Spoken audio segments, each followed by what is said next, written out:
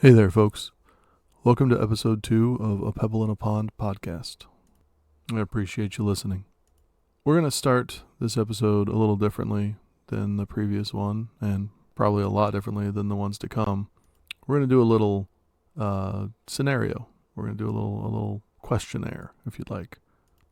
I'd like you to imagine for just a moment that you're just sitting somewhere on a park bench or somewhere, in a public place, just sitting, having a quiet time, lunch, whatever.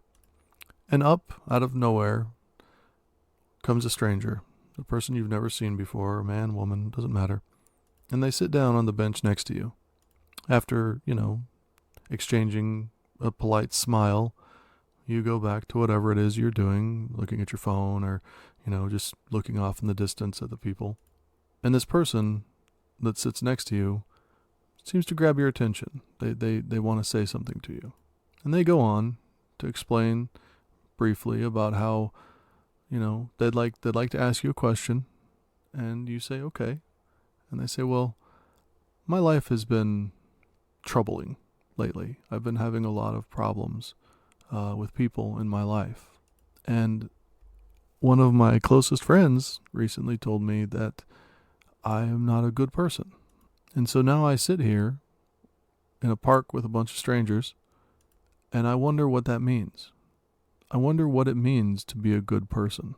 And this stranger looks at you, and they say, what does it mean to you to be a good person?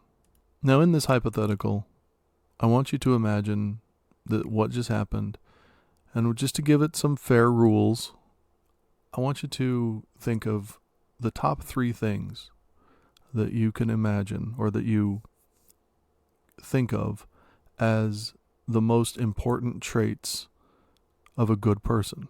Now, I don't want to skew your answer. I don't want to give examples of what I mean, because part of the question is for you to tell me whatever you think. Just tell me what you think. Obviously, I'm not going to hear your answer since this is a podcast and there's not a lot of interaction. But I would be interested if you wanted to post on one of the TikToks or even in the comments for this episode. Just let me know what your initial reaction was, what you initially thought of as the 3 most important traits of a good person.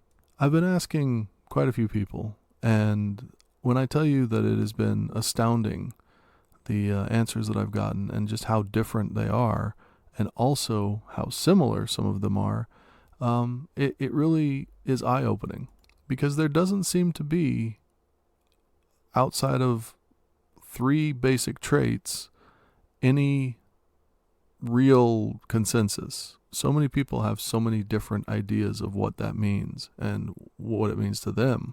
Like I said, I'm not trying to skew your answers. Just whatever your first thought is, that should be what you hold on to, because at the end of the day, what you think makes a good person is what makes a good person. Now, I'm going to go ahead and give you the 3 answers that were the most popular, or so far have been the most popular. The number 1 answer for most people was kindness. And I think that seems to be pretty universal. People had different ways of answering. They used different words. Some people would say compassion. Some people would say, they would get a little wordy and say things like, being kind to others, or, being nice and being polite and things like that. But generally, for the most part, they could all kind of fit under the umbrella of kindness. The second most popular was the idea of empathy or understanding. And I think that seems to be a pretty popular one, because it's kind of a walk a mile in someone else's shoes kind of scenario. Like, you really can't necessarily be a good person if you can't understand the people around you and how to communicate and how to and understand what they're going through. Really, empathy is a word that some people find a little distasteful for some reason. I still don't quite understand that, but I have heard that from some people. So we'll go with understanding. And for the purposes of this podcast, when we talk about empathy, we're talking about the feelings, the emotions that come with relating to someone. If someone is happy, then you can kind of feel that happiness. If someone is upset, then you can feel that. If someone is angry, you can feel that. If someone is sad, you can feel that. It's not necessarily on a intellectual level. And we're going to use the term understanding to basically mean the same thing, but on an intellectual level. You're not feeling it as much as you're just understanding it. You're getting it from, a study or a understanding of what goes into that emotion. I wanted to clear that up before we continued into the podcast, because I may use those terms, and I want to make sure that everybody really understands that empathy I'm using it to mean emotion, and understanding I will often use to mean the mental, the intellectual understanding of it. They are interchangeable for most people. Most people that are empaths also view it as an intellectual process. But there are people out there that do not understand or do not feel empathy. And so for them to relate to others, they do so with understanding. So with that out of the way, we'll move on to the third trait. And this is the trait that we're going to be talking about today.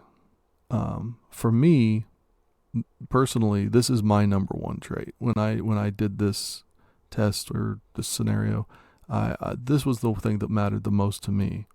And for at least, I would say 25%, this was the trait that mattered the most. And people said different things to that would fit under the umbrella of this trait. But the number 3 trait was honesty, truthfulness.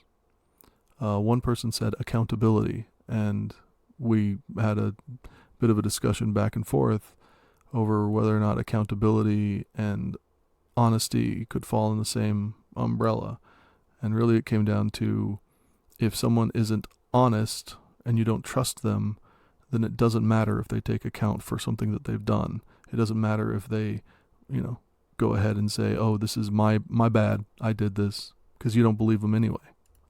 You need to have honesty to have accountability. So we put accountability under the honesty umbrella. And that goes for a lot of these, where somebody would say something and we would kind of have to boil it down and think, well, would that fit under these key words, these key pillars? And usually most of the answers did. So without further ado, let's go ahead and get it started with the music. Welcome to episode 2 about honesty.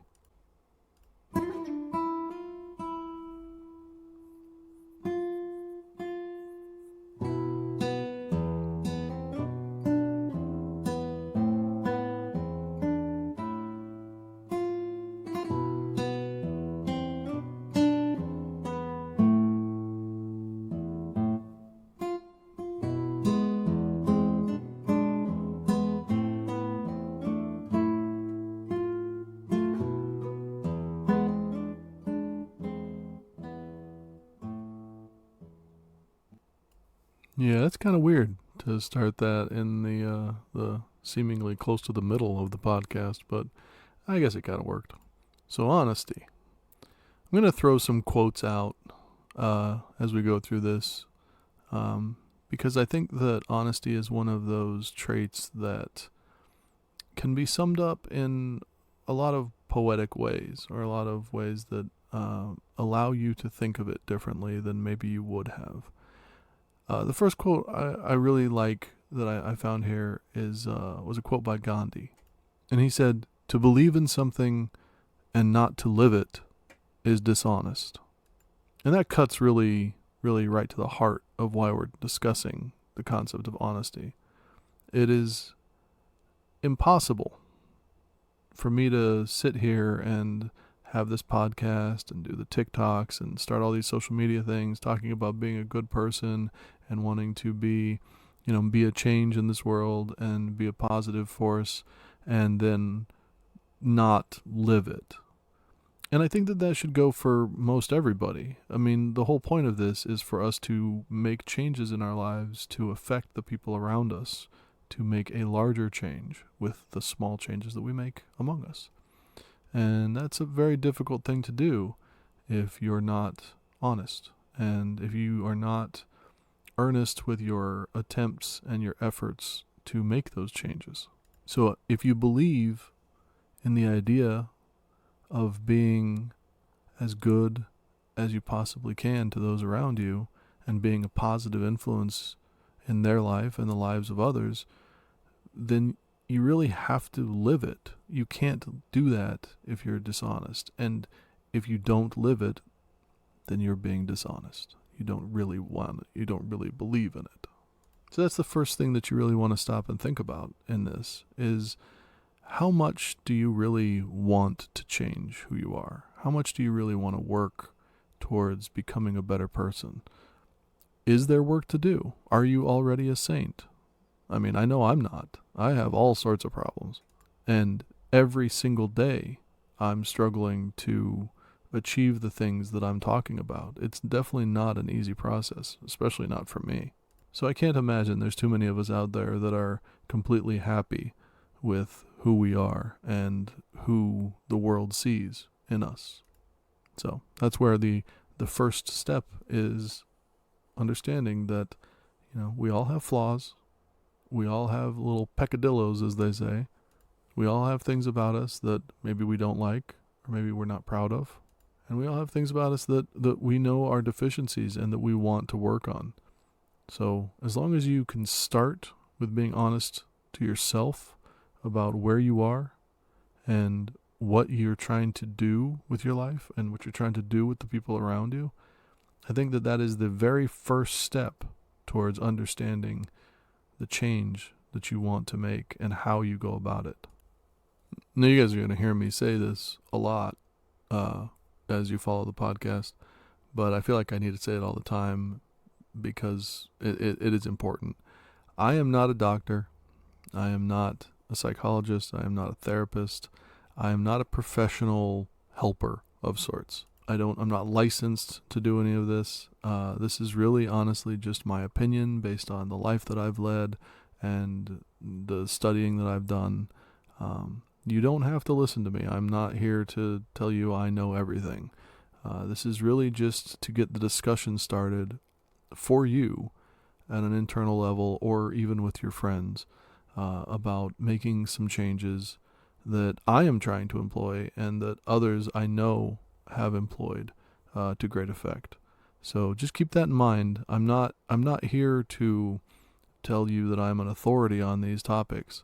I'm here to tell you that I'm with you on these topics. I'm going through this with you. And if we get enough people listening and we get a big enough community, you'll find that I hope that we can have a bunch of people, hundreds of people, thousands of people, all working together to make each other accountable, to make each other better, so that we all are rising up together and becoming the change that this world so desperately needs.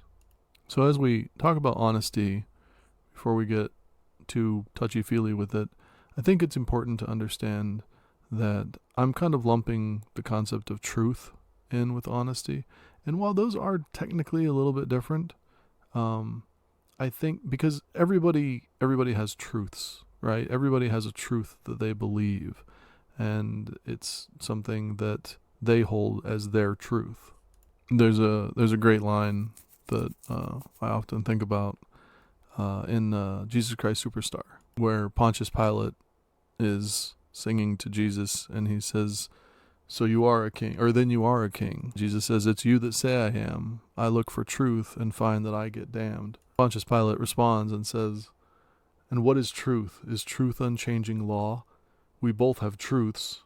Are mine the same as yours?" And I think about that all the time when I think about the concept of truth.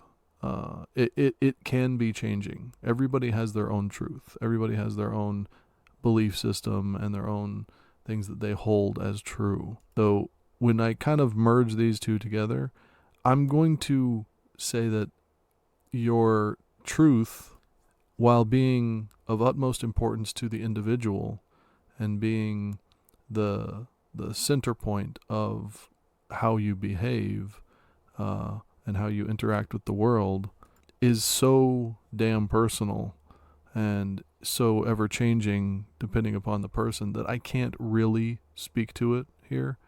All I can say is that when people use the phrase "find your truth," I couldn't agree more. I could not possibly agree more. Everyone out there should have things that they hold dear. Now, once again, going back to that line, is truth unchanging law?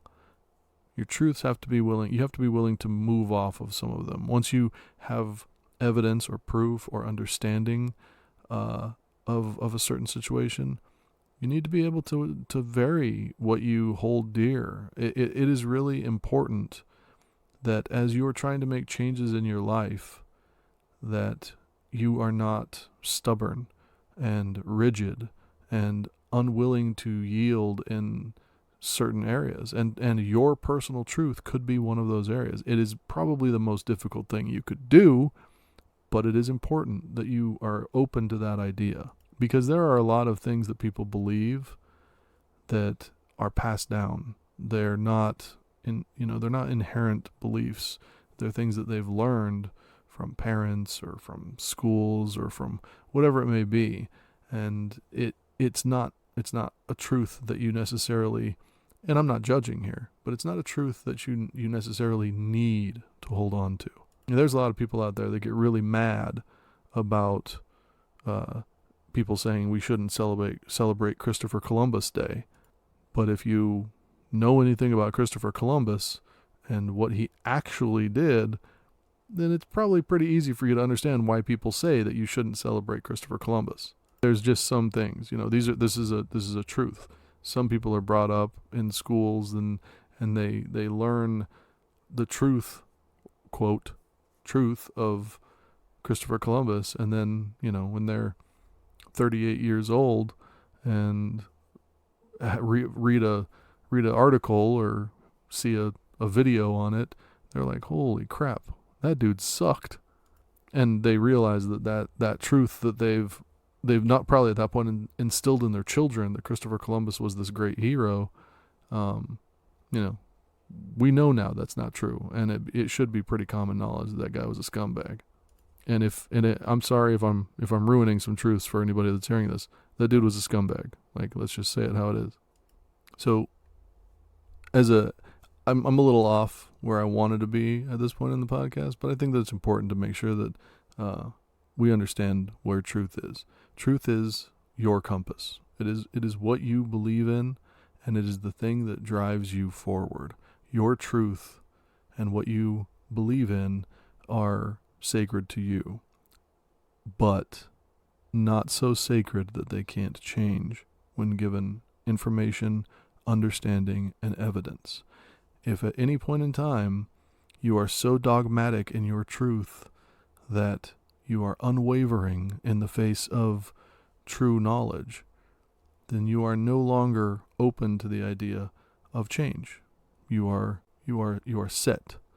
And that's not what we're trying to do here. We're trying to keep ourselves open so that we can let the understanding of the world and the people in it guide us.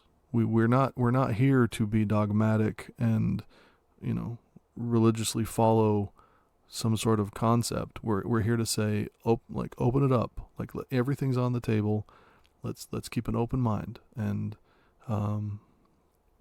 move forward with that, with empathy, understanding, love, and kindness being our guiding light, being our compass, being our truth. That's where we're starting.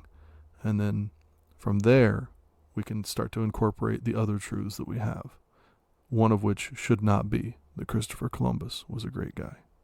So with that out of the way, let's talk about honesty, because that's what we're here to really discuss. And honesty, by definition, according to dictionary.com, is the quality or fact of being honest, uprightness, and fairness, or truthfulness, sincerity, or frankness. Now, there's not a whole lot of digging you got to do there. There's not a whole lot of, there's not big words there you got to understand. It's just being honest. That's all it is. Being true. Being honest to yourself and to others. That's all honesty is. Not being a liar. And I know that a lot of people, when somebody says liar, that word cuts. That's a name that hurts people because they don't want to be called that. And I don't blame them. I wouldn't want to be called a liar either. But if somebody lies, and they lie a lot, they are liars.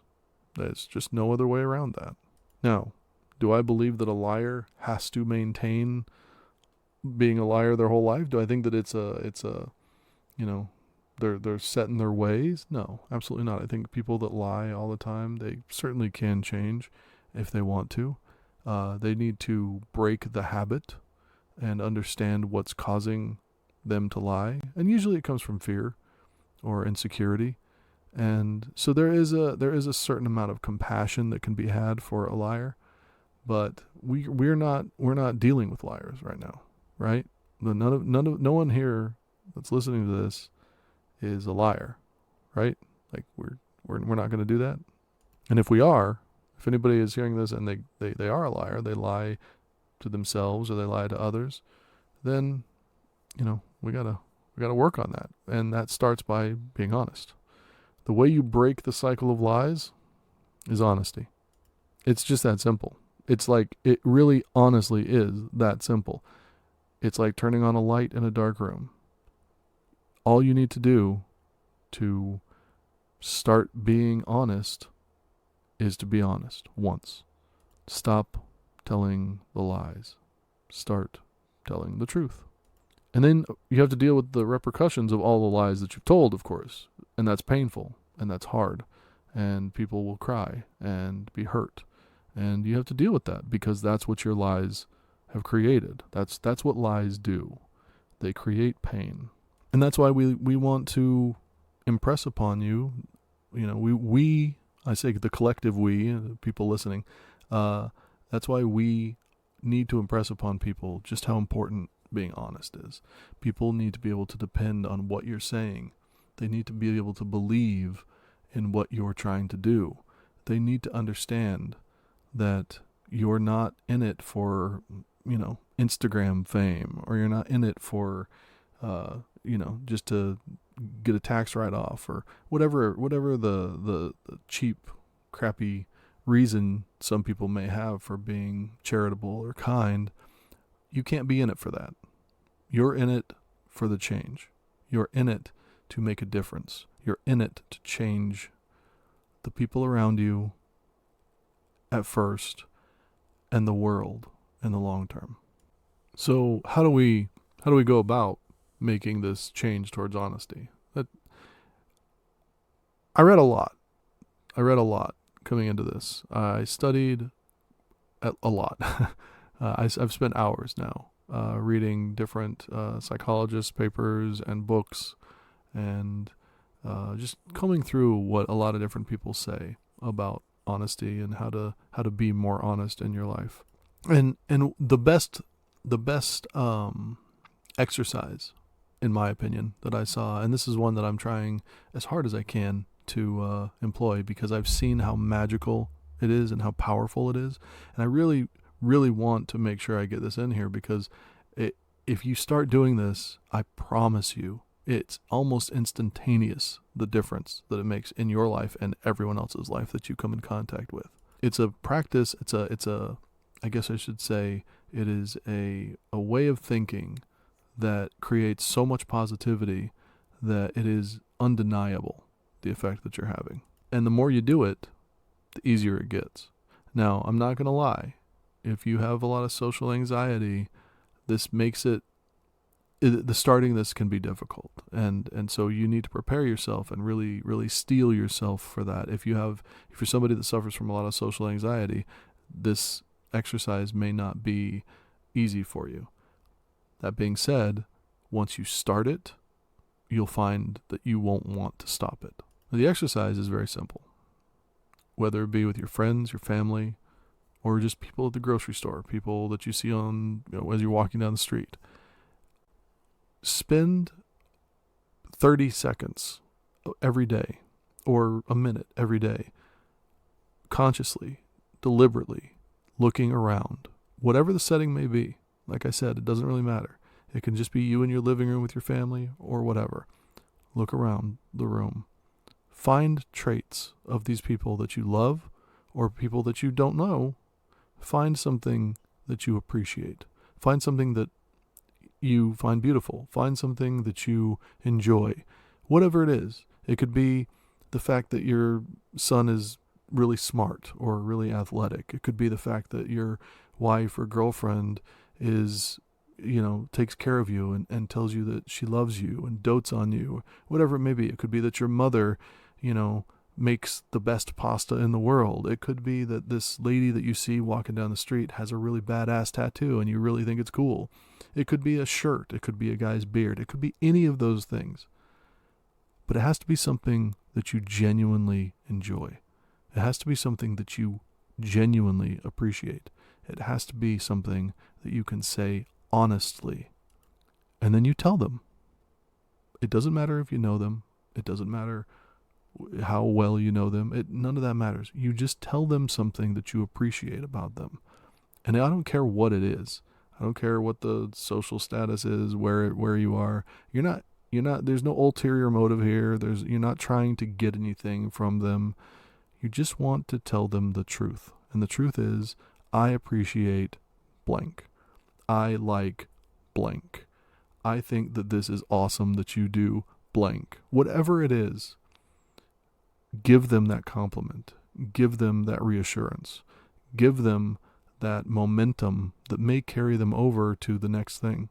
I remember, it was probably like 2 years ago now, I was at Epcot with my family, and I had a lot of doubts about my beard.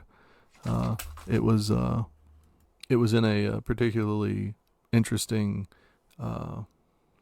growth pattern, I guess you should say. And so I was kind of, feeling a little weird about it because it was a little sparse in places. And I don't remember exactly where we were in Epcot, but I remember hearing an Australian guy. He just walked right up to me, and in his badass Australian accent, I'm not even going to try to emulate because I can't. He just said, "Hey, nice beard." And he pointed right at my beard. And it was one of the single most empowering, impactful compliments anyone had ever given me in my entire life. I felt so good for basically the rest of that day. And what's funny about it is I felt so good about it that I came home and wrote about it on Facebook. And now every year since then, that moment pops up in my Facebook memories, which I'm barely on Facebook that much anymore, but it pops up in my memories. And, it's been 2 years now. And I know that because twice now I've seen that memory and thought, man, I feel good just reading about that moment because it reminds me. And it was just a great moment, a great compliment. But that's what honesty can do. That guy didn't need to tell me that. He could have just walked right by me. But that's what having that one little moment of honesty can do. If you genuinely think that somebody is doing something or looks great or whatever it may be, and you're not coming at it from like a scummy dude trying to hit on a chick kind of way, then it's really empowering and beautiful. And what you can do for somebody's day is just jaw-dropping. It does so much when you're able to do this. Like I said, this is an exercise that you can do to start learning how to be honest. Because if you can be honest with just, start with the people in your living room, start with the people wherever, and then start doing it with strangers, what you're going to find is that not only are you able to be honest about these traits that you enjoy, but you'll start to look for those traits that you enjoy. The more you do this exercise, the more you start to see things in a more positive light. It starts to literally change the way that you're seeing the world. You really start to see beauty in places that you hadn't before because you're actively, consciously trying to see them. Things that you normally would have just walked by. Things that you normally wouldn't have said anything about, but you would have thought to yourself, oh, that's cool. And that while this seems like it's more of a practice in the kindness aspect, you're going to find as we move forward that a lot of these traits that we talk about, kindness and empathy and truth and honesty and all of these things, they they really do go hand in hand. You can't do one without the other a lot of times. And when you can practice all of them together, that's why we do that exercise at the start of the podcast, is to try to impress upon everyone that, these are traits that they seemingly are universal. If you have these traits, if you can exercise these traits in unison, then you will be a better person, and the people around you will be better people. And it just seems like an inevitability when you think about it. Now let's talk about some of the, I guess the little bit less, how do I say this? The little less popular ways of using truth and honesty. I keep on interchanging those words, and I really don't mean to. So you're gonna have to excuse me. I have a note here that says honesty/truth, and I just keep reading it over and over again. So I'm gonna say truth, even though I don't. That's we've already established that means different things. Now there is an aspect of truth that is painful. Most truth, outside of this exercise that I just put forward, is painful. Truth is very hard on the world that we live in. It is very difficult for many people to believe it or to deal with, because they don't want to believe it. They don't want to see it. This goes back to what we already talked about with liars and lying. There is more people than you probably believe or understand that refuse to live in honesty. They refuse to live without lies. The lies that they tell themselves and the lies that they tell others are the skin that they wear. That they are no longer, they no longer suffer the elements because they wear lies as armor. And these people, the people that live like that, they oftentimes don't know. They really have no idea what they've done and what they're doing to themselves. And a lot of times, when you are somebody who is practicing the concepts of honesty and being honest, you become a threat. You become a threat to the world that these people have created, to the skin that they wear, to their very existence, is the way that they feel. Now, they don't necessarily know that consciously. You're not aware of that threat. But when somebody has told themselves enough lies, when people surround themselves with other liars, which is something that is very, very common, when people have spent too much time inundating themselves with the culture of lying, any amount of truth is seen as a threat to their entire worldview. And so it's important to understand that as you move through the world and you move through people and you're trying to make changes, that you're going to come across people like this that have entire worldviews, entire structures built around them that are all lies. They keep friends around them that are not good for them. They keep belief systems around them that are actively hindering their growth. They tell themselves lies about what they believe and what they do, and when that happens, it really is impossible at times. It feels impossible to break through that, because if they're holding on so tightly to these things, what happens when they let go? Who do they become? How hard is the fall? And so you have to really look at that, because we're in the business of helping people. We're in the business of trying to be compassionate and understanding and helping.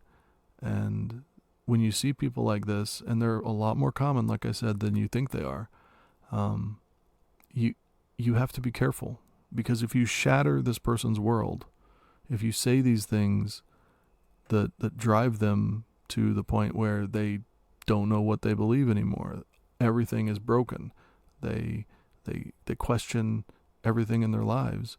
If you drive them to that point, then you could end up doing a lot more harm in the short term than good.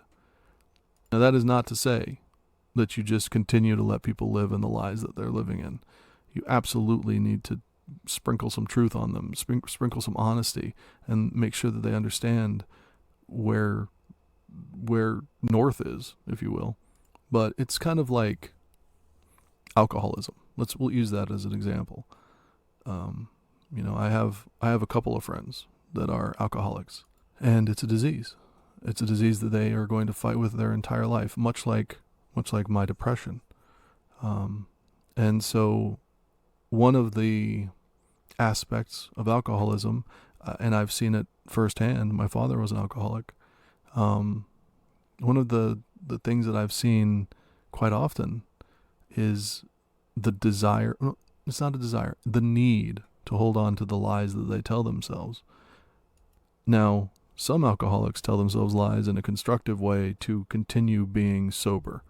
And those people, you need to leave them the hell alone, because they're trying to beat a disease. And if they need to tell themselves some lies to do that, then that's what they need to do. But there are a lot of people out there that continue to tell themselves lies so that they can stay drinking. And those are the people that you need to help. Those are the people that you need to reach out to. Those are the people that you need to start dropping some truth on them, because there's nothing worse. There is nothing worse than watching someone drink themselves to death. That is probably the scariest and saddest thing that you can watch somebody do while you maybe have a chance to stop it, or to at least help stop it.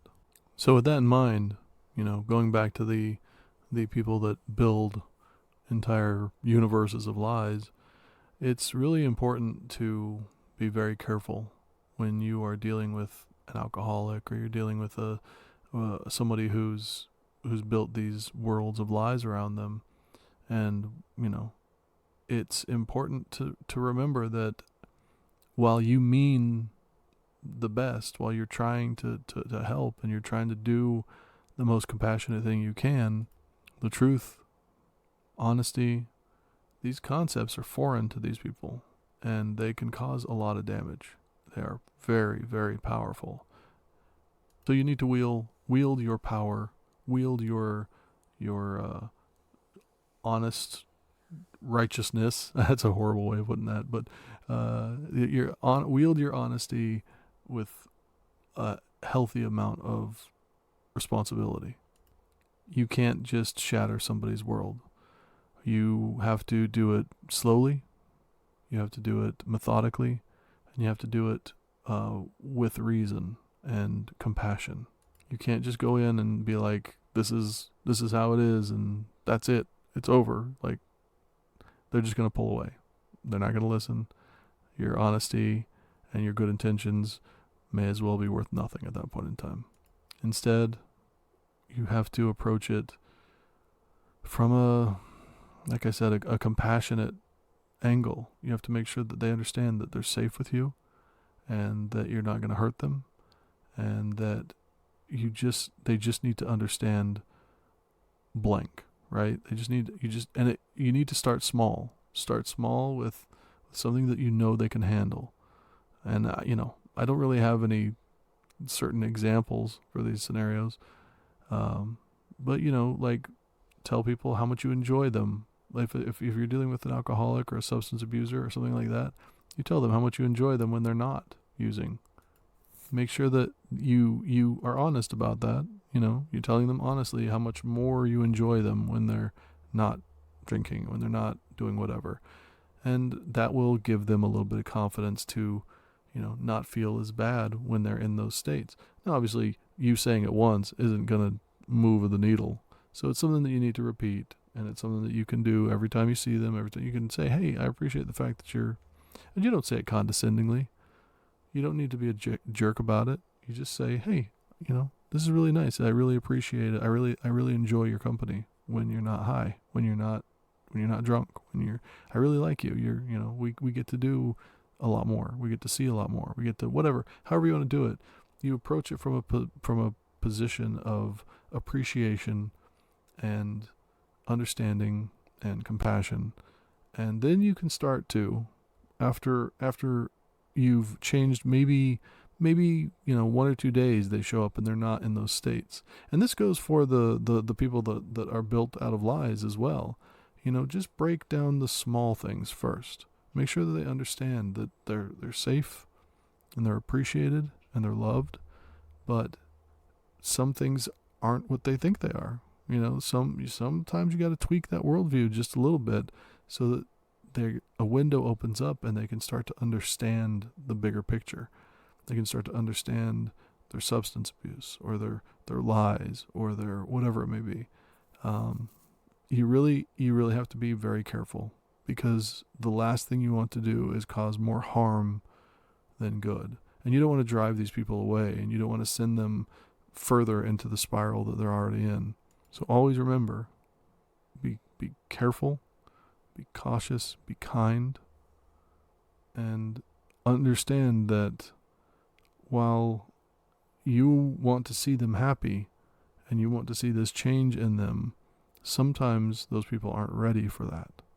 Sometimes they're holding on to these things, to these behaviors for a reason. And that's when it gets into the deeper stuff. And that's when you really do need to get these people, they need to get therapists. They need to get into, whatever program. They need to start dealing with that on their own, because that's way outside of mine or your pay grade. That's just not something that you can do. These people need to make their journey to wellness a priority. And all you can do is kind of hold their hand a little bit with earnestness and compassion, and say, as their mind starts to open up a little bit more, your heart can open up a little bit more, and you can give them more, and you can let them see more of the world they've been missing out on. So that got pretty heavy, and I don't want to leave it on that note. We don't want to leave it on a really heavy note, but we are running a little bit over where we want to be as time goes. So I'm going to go ahead and leave this on a quote with a little bit more on there. And the quote is this: "Without courage, we cannot practice any other virtue with consistency. We can't be kind, true, merciful, generous, or honest." Maya Angelou said that. And I can't possibly agree more. So I'm going to leave you with that quote, and I just want to make sure that everybody understands it. Honesty and understanding your truth are the greatest signs of being courageous. You have to be courageous to be an honest person. You have to be. To tell people the things that they don't want to hear necessarily, and to tell people the things that make them feel better. It takes courage, and it takes a level of compassion and understanding, knowing that one moment of truth may hurt, but a lie will hurt for a lot longer.